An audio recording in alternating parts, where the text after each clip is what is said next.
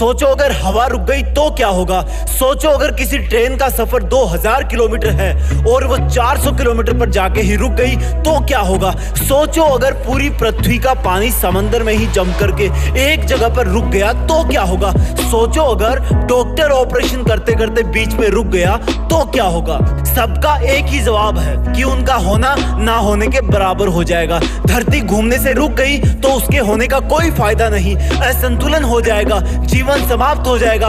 Train का बीच में रुकने से अच्छा है वो चले ही ना, क्योंकि बीच में रुकने वाला ना इधर का होता है ना उधर का।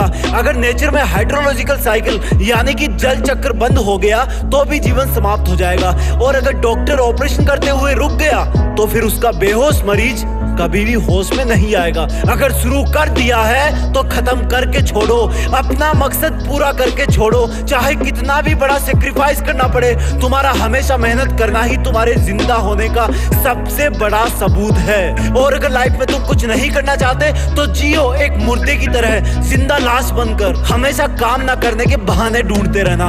बिजली चली गई तो मोमबत्ती जला के पढ़, जिम जाने के पैसे नहीं है तो बाल्टी में पानी भर के बाइसेप बना, धरती पर पसीना बहा के सिक्स पैक बना।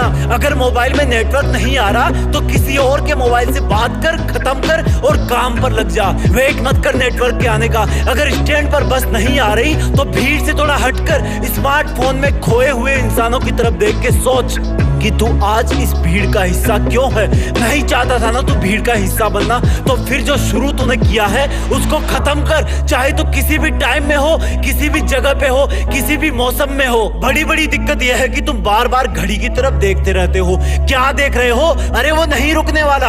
अगर तू कर सकता है तो इसमें थ्योरी ऑफ रिलेटिविटी, सापेक्षता का सिद्धांत लगा, उसको देखना बंद कर। और जितनी स्पीड से वो टाइम भाग रहा है उतनी ही ताकत से तू भी अपने काम में, अपनी मेहनत में, अपनी पढ़ाई में मन लगा।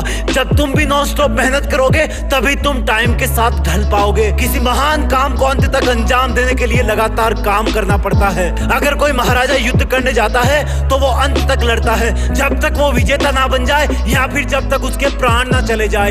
आज तुम्हें कोई दुश्मन के पास नहीं भेज रहा, क्योंकि ऊपर वाले को पता है कि तुमने तुम्हारा सबसे बड़ा दुश्मन खुद को ही बना रखा है, जिससे तुम कभी जीतना तो छोड़ो, जीतने की सोचते भी नहीं। जिस दिन तुम दुनिया को डील करने से पहले खुद को डील करना शुरू कर दोगे उसी दिन से तुम जिंदा माने जाओगे, क्योंकि तुम्हारा खुद के काबू से भागना ही तुम्हारी मेहनत को बीच में रोकने की सबसे बड़ी वजह है। तुम्हें कोई जबरदस्ती नहीं रोकता है, ये तुम्हारी इंद्रियों का स्वार्थ है, जिसको काम चोरी में मजा आने लगा है। थकना नहीं पड़ता, पसीना नहीं बहाना पड़ता, आंखें किताब में नहीं घुसानी पड़ती, मीठे मीठे काल्पनिक सपने देखने में कोई दिक्कत नहीं होती। धीमे चलो या तेज चलो लेकिन चलते रहो, लेकिन इतना धीमे भी मत चलना कि टाइम तुम्हें पछाड़ दे, क्योंकि सब सिर्फ और सिर्फ टाइम का ही खेल है। अगर किसी के पास अनंत समय होता तो चाहे कुछ भी करता, 200 बरस भी लगातार मोबाइल पर गेम खेलता तो भी कोई फर्क नहीं पड़ता। लेकिन अगर तुम अपना हार्ड वर्क बीच में ही ड्रॉप कर दोगे तो दुनिया के करोड़ों इंसान तुमसे एक झटके में आगे निकल जाएंगे।